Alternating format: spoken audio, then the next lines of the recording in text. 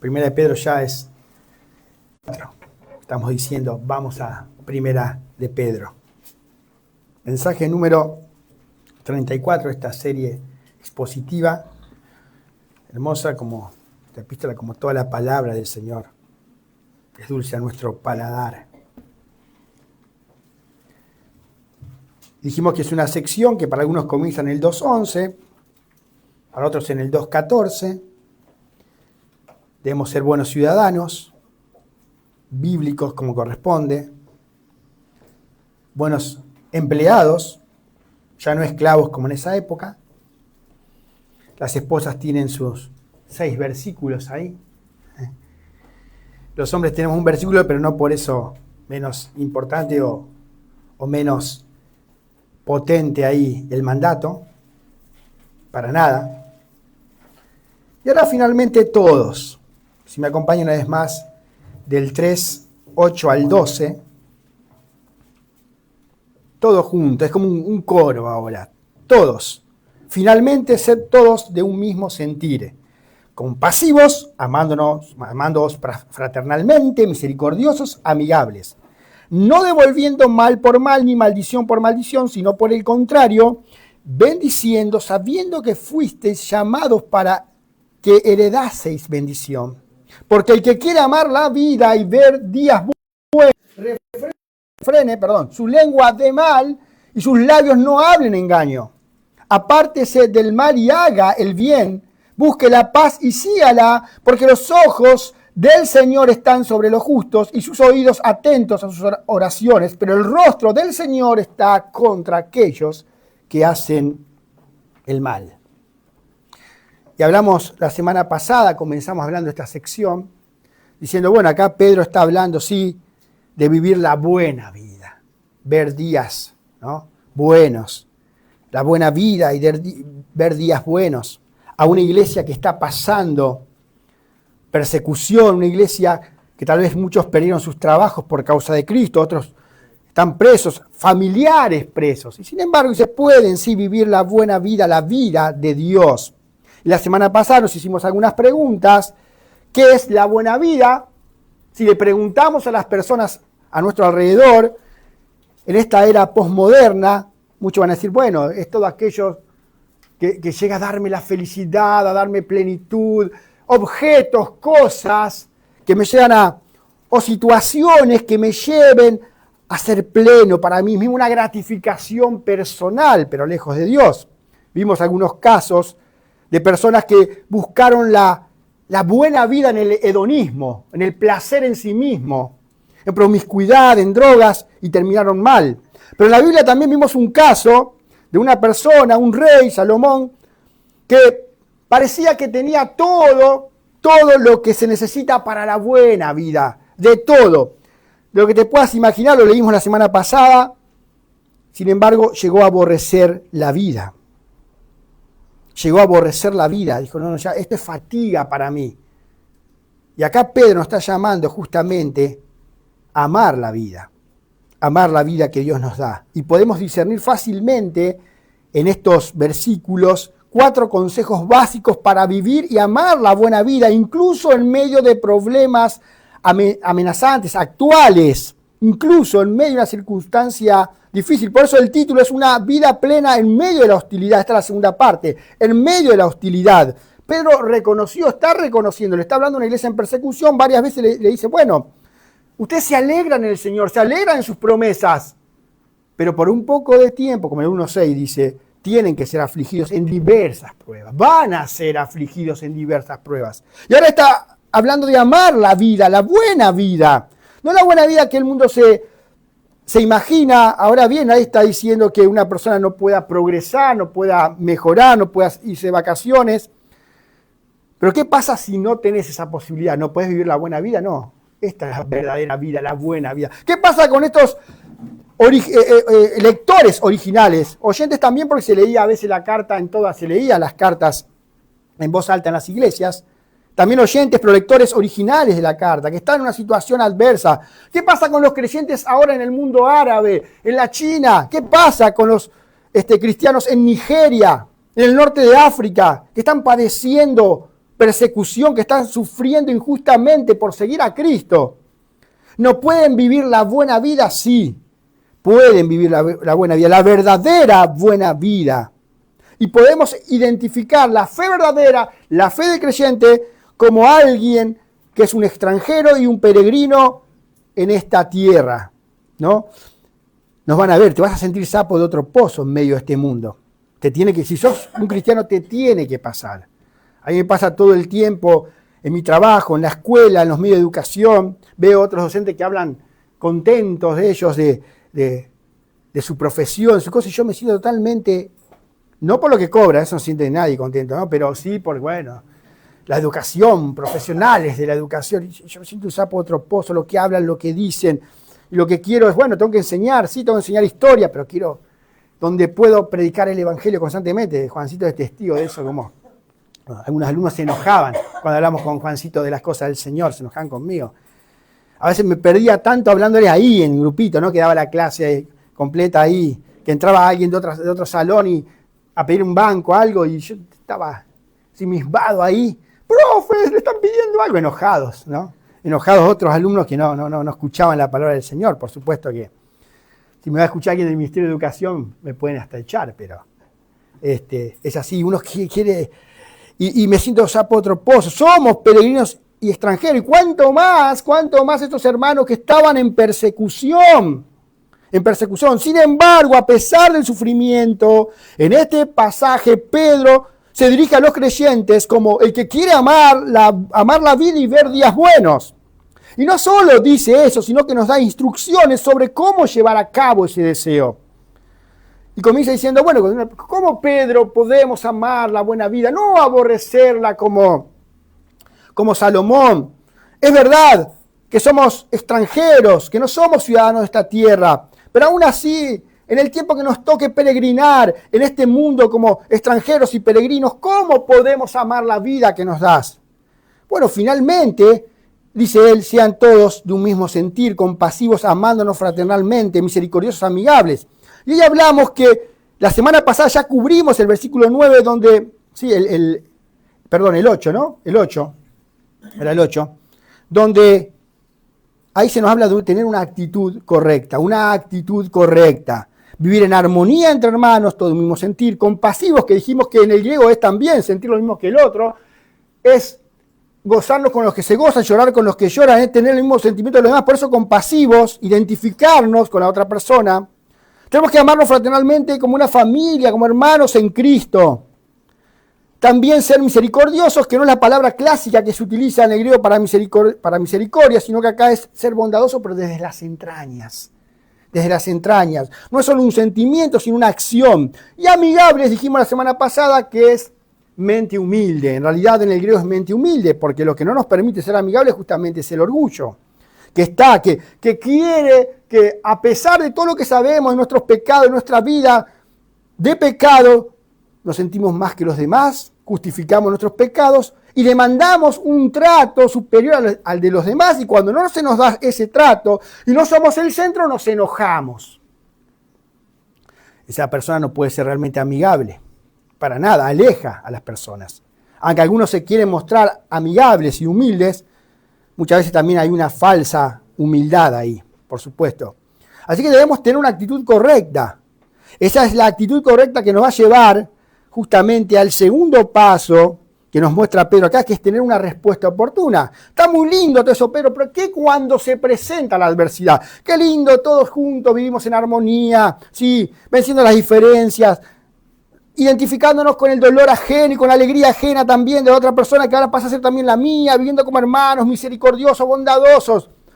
Pero ahora cuando viene realmente el insulto, injusto, cuando viene la persecución, cuando las personas nos maltratan por causa de la fe, ¿cómo debemos reaccionar? Y acá viene justamente, y vamos a cubrir esto solamente, pues si no era muy largo todo, tener la respuesta oportuna.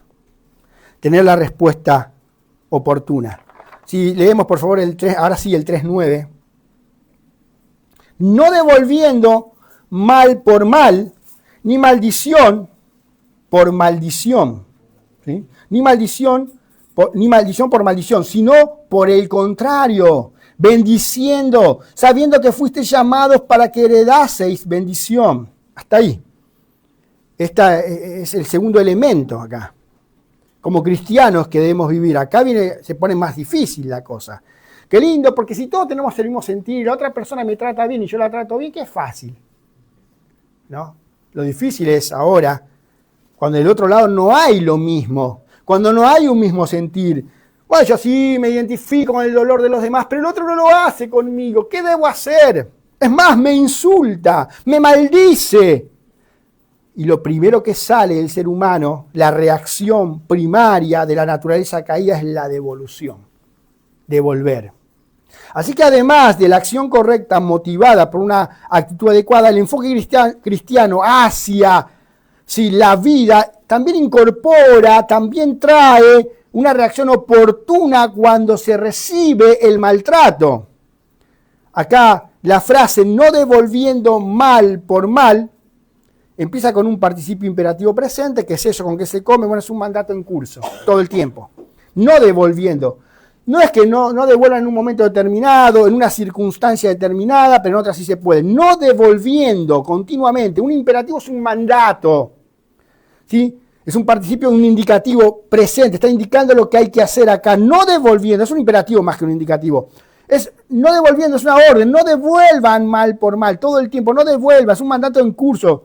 Expresa un mandato en negativo, porque empieza con no. No, algo que no debo hacer, algo que no debemos hacer. También se puede traducir como dejar de responder. En otras palabras, si un creyente no está contraatacando al mal con más mal, no debe empezar a hacerlo. Y si lo está haciendo, debe dejar de hacerlo. De nuevo, si un creyente no está contraatacando mal por mal, yo no lo estoy haciendo, no debo empezar a hacerlo. Y si lo estoy haciendo, debo dejar de hacerlo.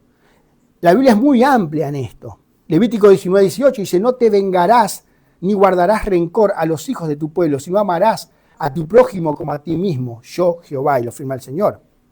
Hay más versículos, pero hay algunos más. Solo algunos más de los muchos que hay. Proverbios 20:22, no digas, yo me vengaré, espera a Jehová y Él te salvará. ¿Sí? También en Romanos 12:19 sabemos, no os venguéis vosotros mismos, amados míos, sino dejad lugar a la ira de Dios, porque Cristo está, mía es la venganza, yo pagaré, dice el Señor. Y por supuesto que la actitud cristiana, que lo vamos a ver más adelante, es de bendecir.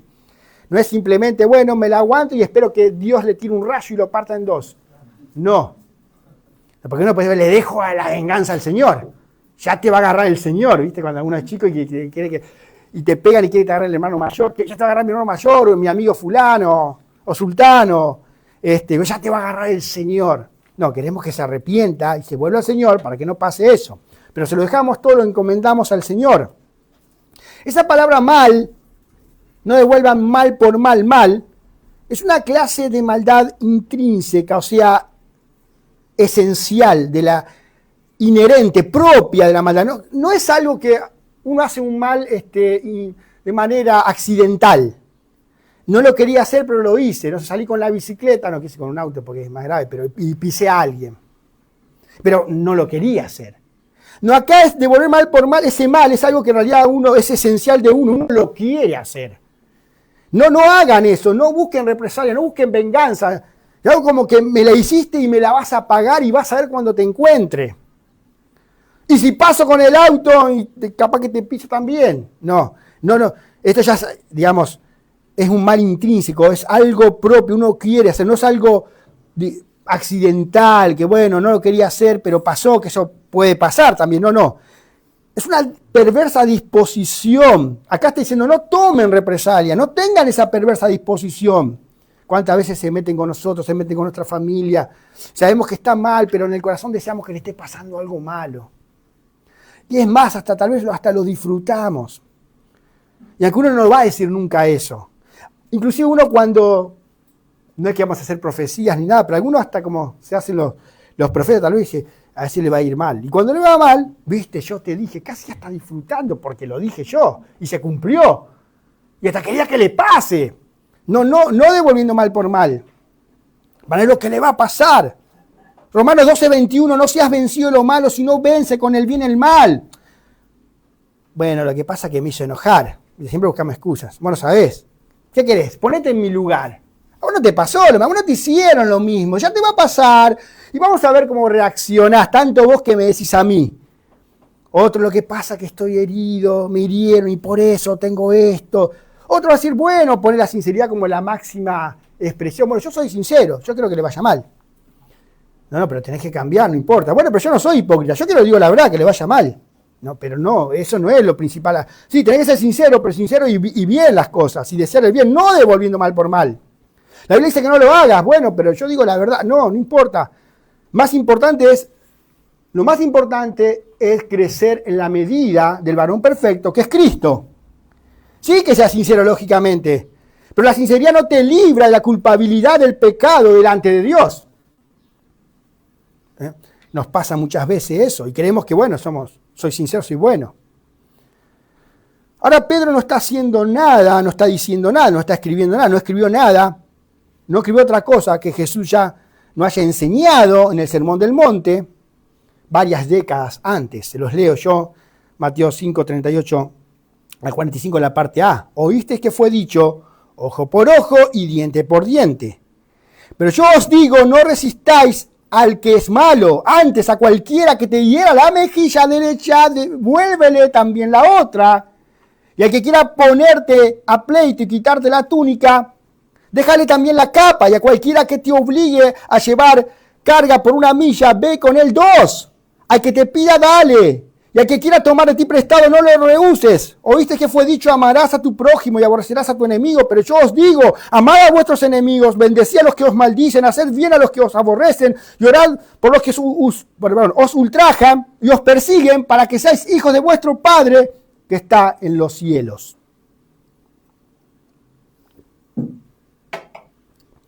Qué linda poesía, dirá alguno. Qué lindo, pero esto debe ser para una persona muy madura. Esto es para vos, cuando alguien lo predica. Esto es para vos, no. Para vos, para mí, para todos los creyentes. En el Sermón del Monte siempre decimos, es el perfil del ciudadano del reino. El Señor no está diciendo, bueno, esto es para los más crecidos en la fe, para los otros no, pueden tomar su licencia, tienen un changüí. No. Qué linda, a veces lo tomamos como una poesía y realmente cuando leemos esto tendría que traer convicción de pecado a mi vida, a la vida de ustedes, porque lejos muchas veces estamos, inclusive de tener la disposición de decir, bueno, si me dan una yo voy a poner la otra mejilla. Que estoy recordando ahora, había contado, lo escuché de Vito, pero un pastor conocido, que le pasó eso, que predicaba sobre esto y el Señor le dio la bendición de ponerlo en práctica en el momento. Que entró una persona en esa iglesia larga, allá al fondo, y los sugieros lo agarraron un poco porque querían ir a pegarle al que estaba predicando, después se quedó escuchando ahí. Creo que la historia es así. Cualquier cosa Vito me corrige. Después cuando terminó la reunión vino a hablar con él. Parece que estaba enojado porque varias personas que estaban en el grupo de él, en todo lo que era el narcotráfico, salieron porque se convirtieron al cristianismo y estaba perdiendo su negocio. Entonces quería. Yo escuché que usted predicó sobre poner la otra mejilla. Y ahí va la primera. ¡Bum! Flor de piña que dice que lo acostó, que las personas que estaban alrededor vieron que los pies fueron bien para adelante. Y la primera reacción de este pastor era levantarse ya con la mano ahí como para devolverle, ¿no? Era así, ¿no? Algo así. Cualquier cosa me corrige, Vito. Y después, bueno, está bien, déjenlo, vamos a hablar, ya está, ya se va a calmar. Y ahí viene la segunda. Ahora falta que pongas en práctica total el pasaje. ¡Bum! De nuevo allá atrás.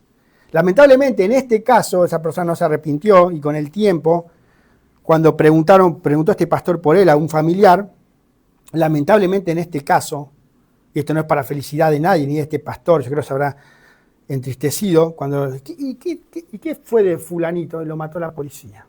Un tiro acá y un tiro acá. Y de nuevo, no es, ¡ay, se metieron con el ungido! No, es tristeza. Ojalá se hubiera arrepentido. Ojalá se hubiera arrepentido. Ahora, el mismo, nuestro Señor, quien habló esto, es quien se nos describe en Isaías 53:7, angustiado él y afligido, no abrió su boca, como cordero fue llevado al matadero y como oveja delante de sus trasquiladores, enmudeció y no abrió su boca. Él mismo. Bueno, Jesús lo dice, pero bueno, que en la cruz, el único santo, el único perfecto. Y él mismo en la cruz no se quedó sin abrir la boca, porque cuando abrió la boca, su oración fue: Padre, perdónalos porque no saben lo que hacen. Cuando abrió su boca, fue para bendición en ese momento. Bueno, pero ese era el Señor. Y también sus seguidores. Esteban, como sabemos, como nos relata Lucas en Hechos 7:60, y puesto de rodillas clamó a gran voz: Señor, no le tomes en cuenta este pecado. Y habiendo dicho esto, durmió, murió. ¿Qué estaba pasando? Lo estaban apedreando. Una piedra acá, una piedra allá, acá, allá, de todos lados en el cuerpo, hasta que murió, hasta que lo mataron. Pero él oraba al Señor. Y Esteban era muy así, era muy avanzado en la santificación personal, pero Esteban tenés que ser vos, Esteban tengo que ser yo. En ese momento, el apóstol Pablo escribe a los romanos: bendecid a los que os persiguen, bendecid, no maldigáis. No, más adelante en el 12:17, sea el 12:14 de Romanos: no paguéis a nadie mal por mal, procurad lo bueno delante de todos los hombres. A los corintios, Pablo le escribe en 1 Corintios 4:12: nos fatigamos trabajando con nuestras propias manos. Nos maldicen y bendecimos. El apóstol Pablo también escribió eso, pero también lo vivió y lo practicó. Nos maldicen, ¿y qué hacemos nosotros? Que el Señor te mande al infierno. No, bendecimos, bendecimos. Pablo a los de Tesalónica, a la iglesia en Tesalónica, 1 Tesalonicenses 5:15, dice: mirad que ninguno pague a otro mal por mal. Antes seguid siempre lo bueno, unos para con otros y para con todos. Y una vez más, como sucede con la actitud correcta, a lo que Pedro se refirió en el versículo 8, con la actitud correcta acá, Cristo es el ejemplo supremo siempre, siempre. Recordemos una vez más en el 2:21 al 23. No nos vayamos del foco, miremos siempre a la cruz. Tengamos a Cristo como nuestro mayor ejemplo. Capítulo 2, ahí nomás, 21 al 23. Casi terminando el capítulo 2. Pues para esto fuisteis llamados. Porque también Cristo padeció por nosotros, dejándonos ejemplo para que sigáis sus pisadas. El cual no hizo pecado ni se halló engaño en su boca. Quien cuando le maldecía no respondía con maldición, cuando padecía no amenazaba, sino encomendaba la causa al que juzga justamente. Quien llevó él mismo nuestros pecados en su cuerpo sobre el madero, para que nosotros, estando muertos a los pecados, vivamos a la justicia, y por sus heridas fuisteis sanados. De la llaga del pecado, como lo explicamos en aquella ocasión, cuando predicamos esos versículos. De esto se trata. El mayor ejemplo, ser como Cristo. Él es nuestro ejemplo. Él es la medida a la que tenemos que seguir creciendo, que este lado de la gloria nunca la vamos a alcanzar, pero como siempre decimos, no por eso tiramos la toalla. Bueno, somos todos pecadores, que nunca vamos a llegar a ser así. No, seguimos avanzando, lloramos por nuestros pecados, nos lamentamos, hacemos endecha por nuestros pecados. Ahora, volviendo al asunto del habla, Pedro, ¿qué les dice a sus lectores? ¿Qué le dice a sus lectores originales? No solo no devuelvan la acción, tampoco la palabra. No solo devuelvan mal por mal, sino maldición por maldición. De nuevo en el 3:9 estamos ahí, ¿no? No devolviendo mal por mal, ni maldición por maldición. Esa palabra maldición justamente es un término amplio y se está refiriendo a una queja abusiva, un insulto o hablar mal de alguien. Sí, la raíz de la palabra tiene una traducción justamente de la misma del 2:23, donde dice que el Señor no devolvió maldición a ellos. La misma palabra que dice maldición allá, es la misma raíz. Ahora, participar, estamos en el 3:9 todavía, ¿no? Participar en tal venganza es una respuesta inaceptable para los creyentes. Se nos manda continuamente que no podemos devolver maldición por maldición. El apóstol Pablo, por ejemplo, procuró tener la respuesta verbal adecuada para sus enemigos. Lo leí recién, 1 Corintios 4:12. Nos maldicen, ¿qué tenemos que hacer? Y bendecimos. Y advirtió a otros creyentes a no maldecir en el 6:10 de 1 Corintios. Dice, ni los maldicientes, ¿qué? Entre muchos. heredarán el reino de Dios. Entre muchos pecados, los que practican, que están demostrando que no son creyentes, los que tienen el patrón de maldecir, ¿sí? La queja continua de hablar mal de alguien, del insulto, esas personas no heredarán el reino de Dios, porque es su patrón de vida. Ahora, los creyentes, ¿te puede pasar? Sí, te puede pasar. ¿Vas a estar contento? ¿Lo vas a justificar? No, te vas a entristecer. ¿Por qué, Señor, reaccioné así? Me aborrezco a mí mismo esta carne pecaminosa. Te ruego que me sigas cambiando. Quiero ser más como Cristo, crecer a la imagen de tu Hijo amado. Si esa es la práctica, la de la maldición, si ese es tu patrón, entonces no sos salvo. Y es más, se nos manda ni siquiera a juntarnos con los que maldicen. Ahí mismo en 1 Corintios 5:11 dice, más bien os escribí que no juntéis con ninguno que llamándose hermano fuere fornicario o avaro o idólatra o maldiciente, entre otras cosas, o borracho, ladrón. No que no le podamos predicar, no que nos podamos acercar, pero compartir como si nada. Estoy compartiendo con esa persona y dice que es cristiana y todo el tiempo está maldiciendo y no pasa nada y yo no le digo nada y no lo corrijo. Y estoy como si nada con él, porque es bueno, porque el amor cubría multitud de pecados, que significa otra cosa. No que no hay que corregirlo, no que elimina la corrección, si lo amamos le basta, sino, si vos sos cristiano, si que sos cristiano, no podés estar todo el tiempo maldiciendo. No puedes maldecir, no debes maldecir. Te puede pasar, te vas a arrepentir, te vas a sentir mal delante del Señor. De hecho, hay una ocasión, y esto hasta puede sonar raro, que se reconoce en el apóstol Pablo que había estado mal y que fue culpable de dar un insulto en venganza. Se los leo yo ahí en Hechos 23, 1 al 5, donde dice que él empezó a hablar, ¿no? Varones, hermanos, yo con toda buena conciencia he vivido delante de Dios hasta el día de hoy. El sumo sacerdote Ananías ordenó entonces a los que estaban junto a él que le golpeasen la boca. Entonces Pablo le dijo, Dios te golpeará a ti, pared blanqueada. ¿Estás tú sentado para juzgarme conforme a la ley y quebrantando la ley me mandas a golpear? Los que estaban presentes dijeron, ¿al sumo sacerdote de Dios injurias? Pablo dijo, no sabía, hermanos, que era el sumo sacerdote, pues escrito está, no maldecirás a un príncipe de tu pueblo. El mismo apóstol Pablo sí reconoció, ¿no? Estuve mal. No tenía que haber dicho eso. Ahora, ¿qué nos manda Pedro? Todo lo contrario, no devolvemos mal por mal, no devolvemos maldición por maldición, pero ahora nos dice que es maldición por maldición. Dije, no, ahora bendición. ¿Qué hacemos nosotros? Bendecimos. Como sigue ahí en el texto del 3.9, no devolviendo mal por mal ni maldición por maldición, sino por el contrario, bendiciendo. Bendiciendo es un término traducido a una palabra del cual deriva elogio en español, ¿no? O alabar a alguien, de ahí viene esa palabra, elogio. Sino elogiando, hablando bien, pero hablando bien cosas buenas. Y acá vamos a abrir un poco, vamos a hacer unos subpuntos, porque entonces, de manera práctica, ¿cómo ponemos, valga la redundancia, en práctica la amonestación de Pedro? Porque esta amonestación de Pedro sugiere varias aplicaciones prácticas. ¿Cómo bendecimos? ¿De qué manera bendecimos? 4 cosas que vemos en las Escrituras. De bendecir, abrimos y nos vamos a toda la Escritura y podemos interpretar versículos con otro versículo, con otras citas, con otros pasajes. En primer lugar, nosotros bendecimos a alguien. Los creyentes podemos bendecir a las personas amándolas de manera incondicional. Quiero decir, no es de la boca para afuera. No es bueno que me maldicieron, me insultaron, y yo digo te bendigo y ahí quedó. No, cuando decimos bendecimos, hay acción acá de nuestra parte. Justamente tenemos que amar de manera incondicional. Y ahí se nota que es incondicional. Qué extraordinario, dice el Señor en el Sermón del Monte, si estás amando a los que te aman. Y hay personas que en un estado totalmente de decadencia que se ve, que ni siquiera los que le aman, tratan bien. Pero generalmente, bueno, cuando alguien me trata bien, yo lo trato bien. Es un dicho común, ¿no? Me tratan bien, yo lo trato bien. Bien, son malos, yo soy más malo.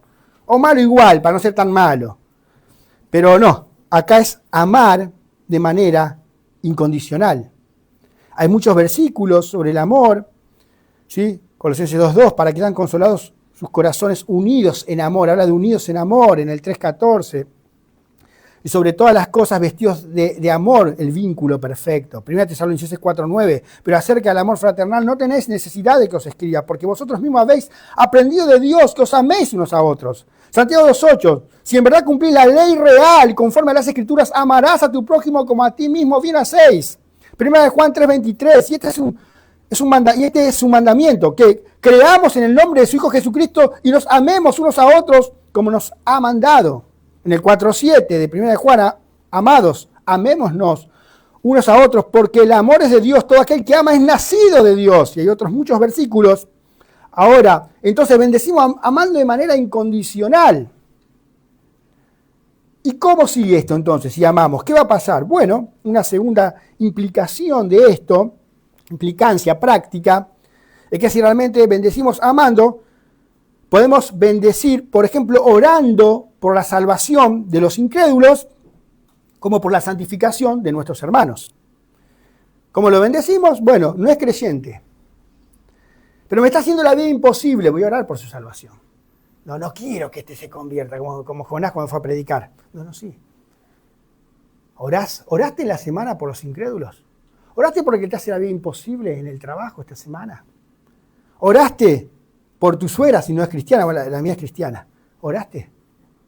¿Oraste por esos familiares? ¿O de tu esposa o de tu esposo que te está haciendo la vida imposible? No, yo por ese no oro, por esa no oro. ¿Oraste esta semana por ellos? Ese es el amor incondicional. Sí, no vamos a ser como Jonás ahí, que no quiero que... Por ese no oro. ¿Oraste también por la santificación de tus hermanos en la iglesia? ¿Oraste por la iglesia esta semana? Y a veces sí, yo estuve orando. Pero si estamos orando por la santificación, ¿qué significa? Que estamos orando para que sea más conforme al carácter de Cristo. No a lo que yo quiero. A veces yo escucho, yo oro por la iglesia. ¿Me molesta algo de alguien? Y oro para que cambie. Pero no tengo que orar para que cambie lo que yo quiero, sino que sea más como Cristo.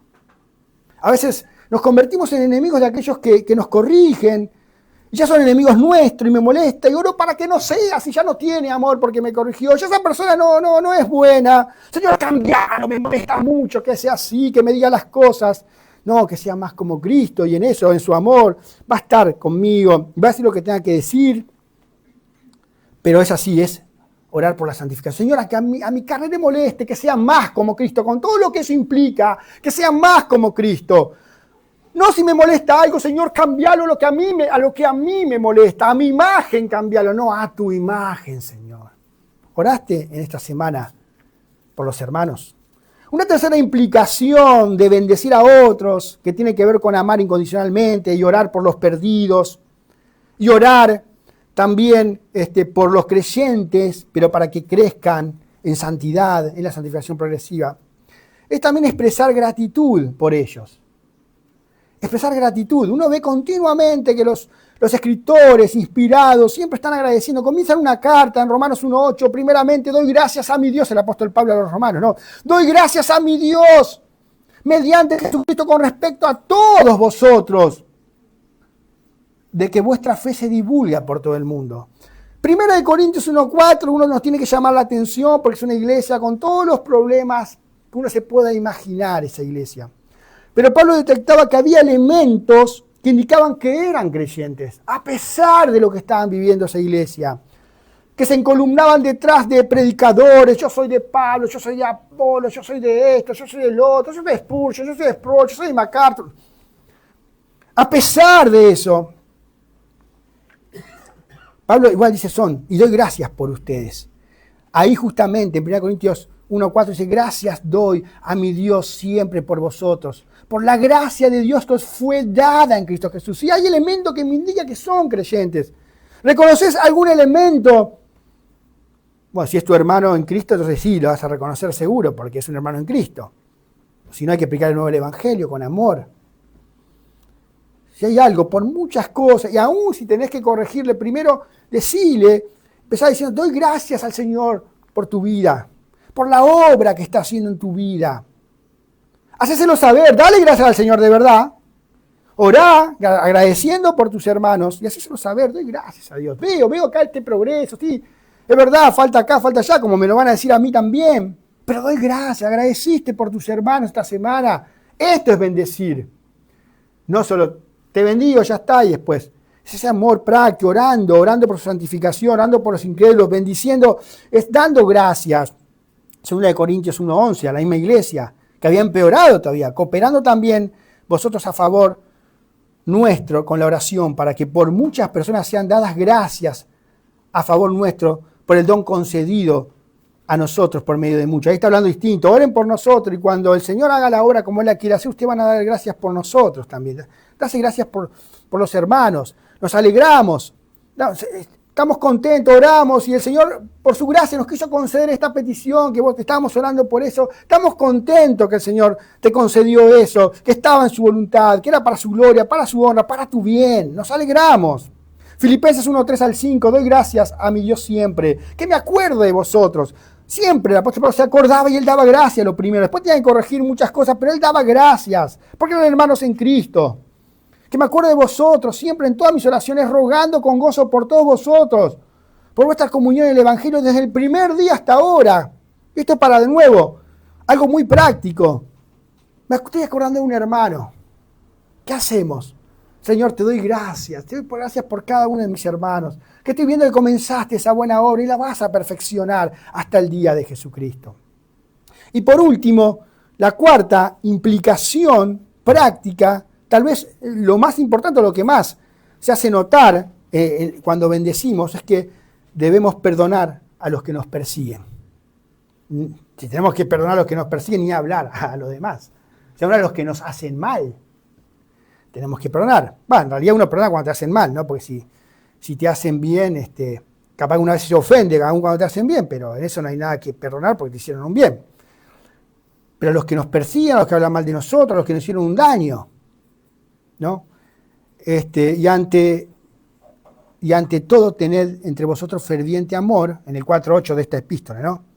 Porque el amor cubrirá multitud de pecados. ¿Qué significa eso? No significa que se saca la disciplina de la iglesia, sino justamente que el amor no guarda un registro de los pecados, sino que perdona. No lleva la cuenta, eso lo vamos a ver ahora. Marcos 11:25, y cuando estéis orando, perdonad si tenéis algo contra alguno, para que también vuestro Padre que está en los cielos os perdone a vosotros vuestras ofensas. Lucas 17:4. Y si 7 veces al día pecare contra ti, y 7 veces al día volviere a ti diciendo me arrepiento, perdónale. Sí, pero siempre hace la misma Me dice que lo perdone, lo perdono.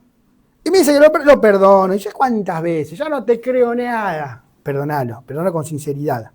Ahora vamos a ver por qué. Colosenses 3:13, soportándoos unos a otros y perdonándoos unos a otros si alguno tuviere queja contra otro. De la manera que Cristo os perdonó, ahí está la motivación. De la manera que Cristo os perdonó, así también hacedlo vosotros. Hay otros versículos más, pero voy a leer solamente Proverbios 19:11 para que juntos vayamos a un punto, a otro pasaje. La cordura del hombre detiene su furor y su honra es pasar por alto las ofensas. Proverbios 19:11. La cordura del hombre detiene su furor y su honra es pasar por alto la ofensa. Su honra es pasar por alta la ofensa. Y Jesús ilustró perfectamente el motivo para el perdón en esa parábola ahí en Mateo, si me acompañan, 18, Mateo 18, del 21 al 35. Mateo 18, del 21 al 35.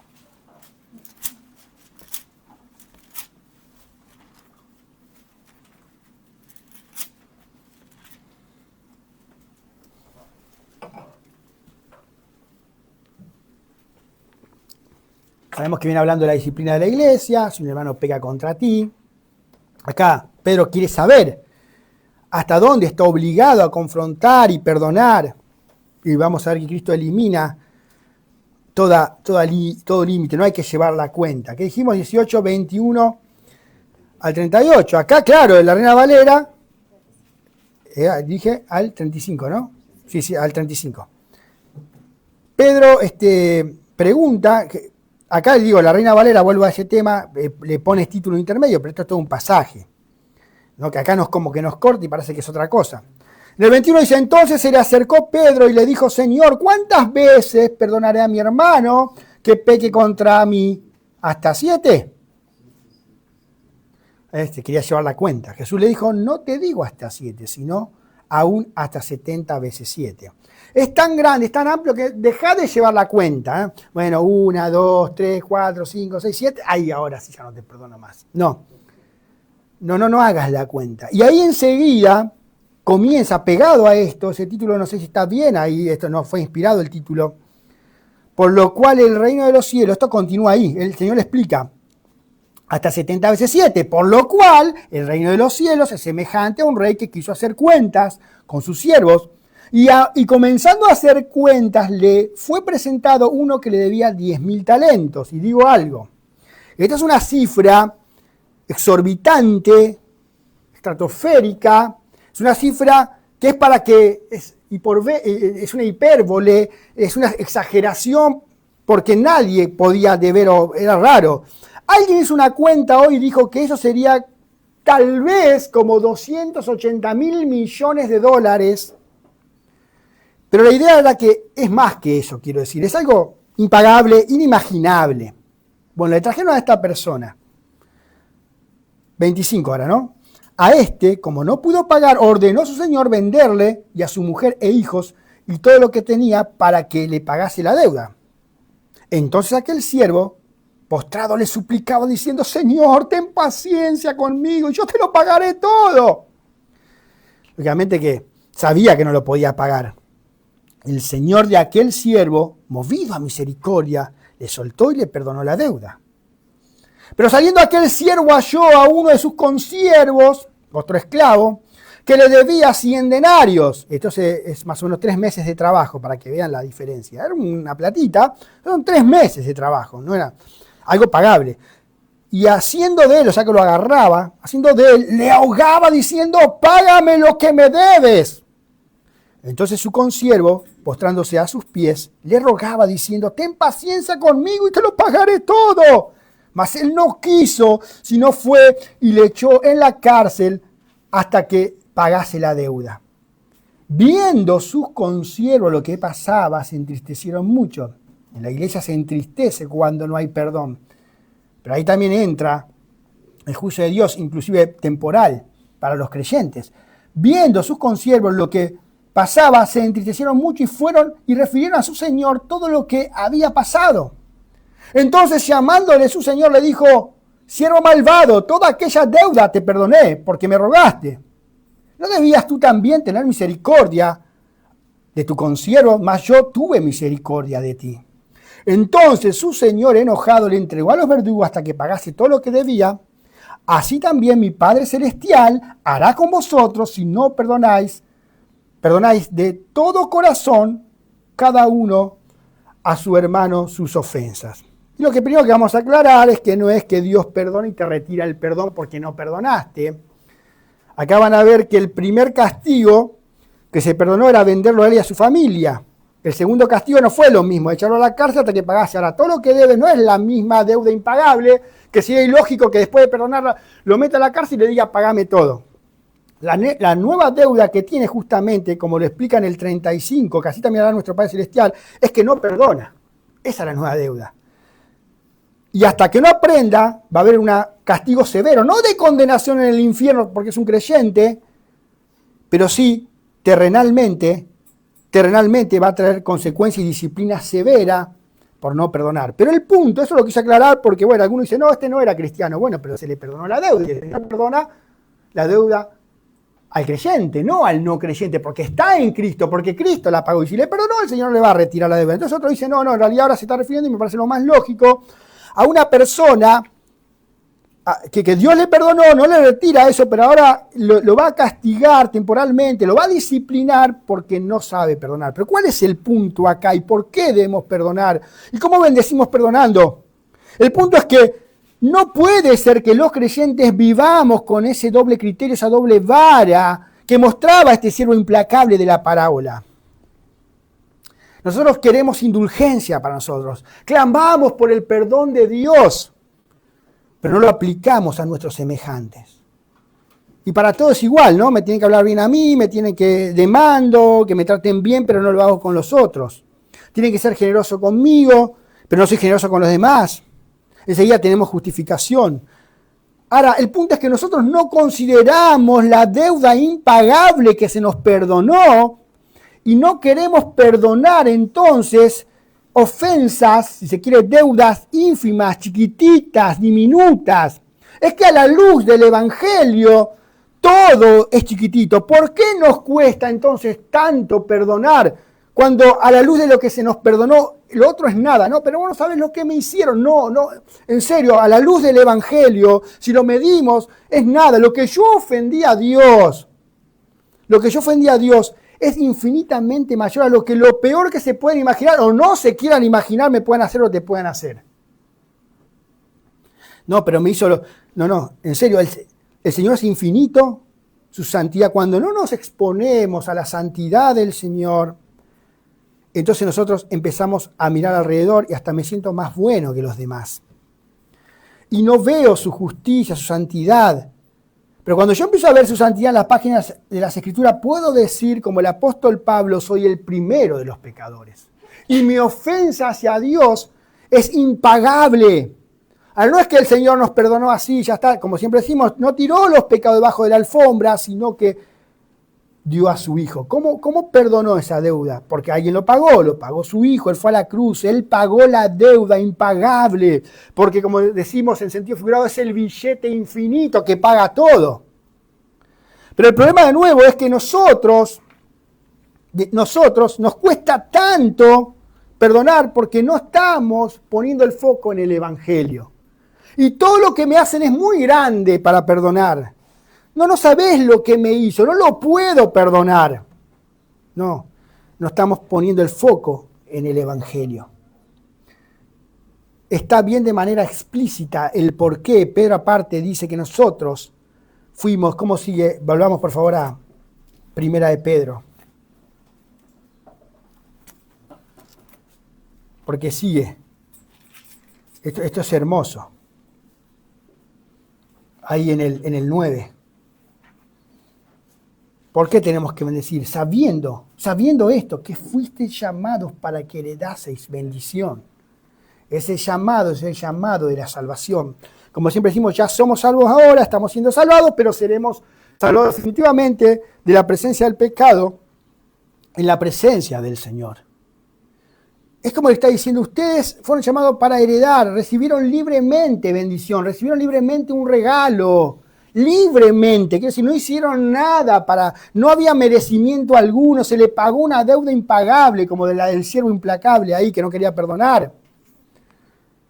¿Y cuántas veces somos como ese siervo? Porque no tenemos en cuenta que se nos pagó, que se nos perdonó una deuda impagable. Así que lo que está resaltando Pedro en este versículo, lo que resalta el apóstol es que los creyentes hemos recibido bendición divina, inmerecida y eterna de perdón total, de una deuda impagable para con Dios, un Dios santo, y recibimos vida celestial para siempre con Él.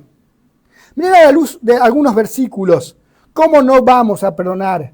Romanos 5, 8 y 9, más Dios muestra su amor para con nosotros, en que siendo aún pecadores, Cristo murió por nosotros. Pues mucho más, estando ya justificados en su sangre, por Él seremos salvos de la ira. Romanos 6, 23, porque la paga del pecado es muerte, mas la dádiva de Dios es vida eterna en Cristo Jesús nuestro Señor. Gálatas 1, 4, el cual se dio a sí mismo por nuestros pecados para librarnos del presente siglo malo, conforme a la voluntad de nuestro Dios y Padre. Efesios 1:7, en quien tenemos redención por su sangre. Colosenses 2:3 y 14, y a vosotros estando muertos en pecados y en la circuncisión de vuestra carne os dio vida juntamente con Él, perdonándoos todos los pecados, anulando el acta de los decretos que había contra nosotros, que nos eran contrarias, quitándola del medio y clavándola en la cruz. 1 Tesalonicenses 5:9, porque no nos ha puesto Dios para ira, sino para alcanzar salvación por medio de nuestro Señor Jesucristo.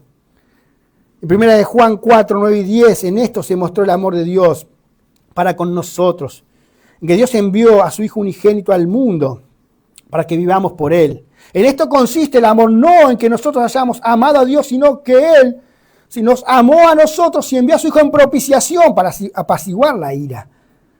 Por nuestros pecados, por nuestros pecados, por nuestros pecados. Cristo murió, ese es el Evangelio.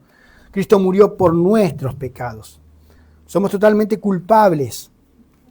No hay nada en mí que pueda reclamar justicia por mí mismo, que pueda reclamar justicia.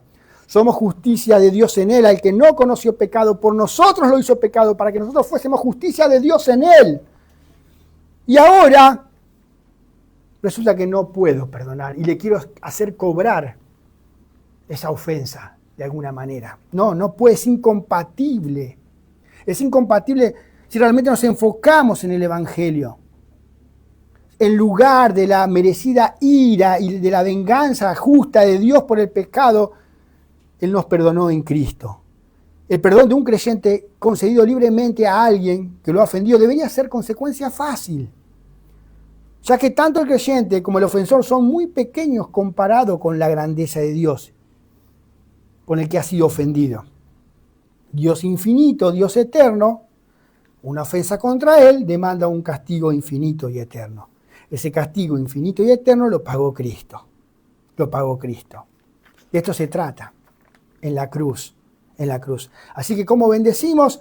Amando incondicionalmente, y eso también implica que nosotros vamos a orar por los no creyentes, inclusive con los que nos hacen mal, vamos a orar por la santificación de la iglesia, eso implica también que vamos a agradecer por los hermanos, eso implica que vamos a perdonar, como el Señor nos perdonó.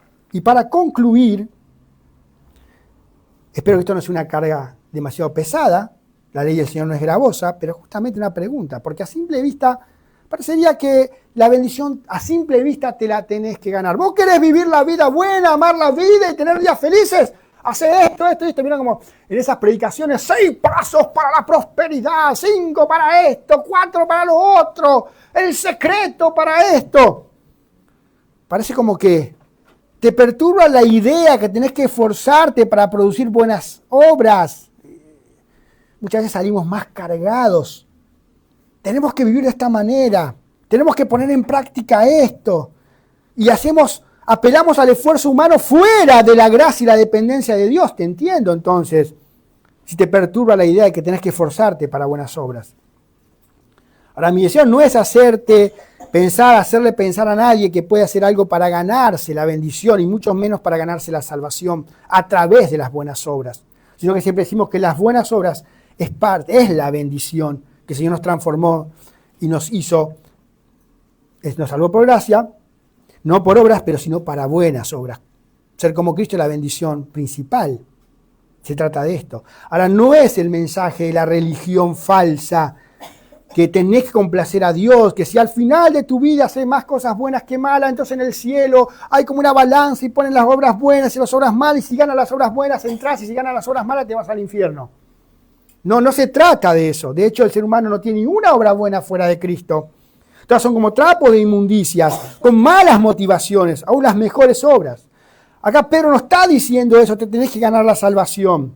Para disfrutar de la vida buena vos te vas a ganar a través de obras. No es lo que está diciendo. De hecho, Pedro ya nos ha recordado que Dios es el que causó nuestro nuevo nacimiento hacia una esperanza viva. Él nos hizo, ¿qué? En el 1.3, renacer. Una obra, como siempre decimos, del monergismo, una sola fuerza trabajando. Él nos hizo renacer. Cuando hablamos del nuevo nacimiento usamos como una parábola viviente la resurrección de Lázaro. No hubo nada humano ahí. Si bien fue una resurrección real y física, es una buena ilustración, metáfora y parábola de cómo se da cuando nosotros llegamos a Cristo. Si estamos en el Señor no es porque alguien, un predicador muy elocuente, a mí me predicó fulano, en la campaña de Mengano, con vehemencia y pasión te predicó, no es por eso. Si estás en el Señor no es porque escuchaste un himno que te conmovió, sino el Señor utiliza esas cosas, sí, pero no es porque alguien te compartió el Evangelio con mucha pasión, sino porque Él te llamó y sopló. Él te llamó y sopló.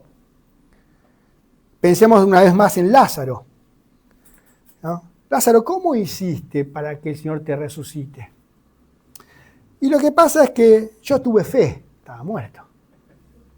Yo ya me cansé de estar en ese estado de muerto. Me cansé de estar en la tumba y le di una oportunidad al Señor. Le dije, si querés entrar en mi corazón, te acepto. Porque Él estaba a la puerta llamando. Nada de eso. El Señor le dio una orden. No lo invitó a salir. Si querés resucitar, el llamado eficaz, llamado de salvación, sal fuera, ven fuera. Sí, Lázaro abrió los ojos por el llamado que resucita a los muertos, como en el mismo milagro, aún mayor que cuando creó los cielos y la tierra, el Señor habló y hubo vida. Él nos hizo renacer, Dios nos concedió nacer para recibir su herencia. Nos llamó del mundo de pecado a la luz de Dios, o sea, la santidad. Él nos llamó de las tinieblas a su luz admirable, como dice en el 2.9 de esta epístola.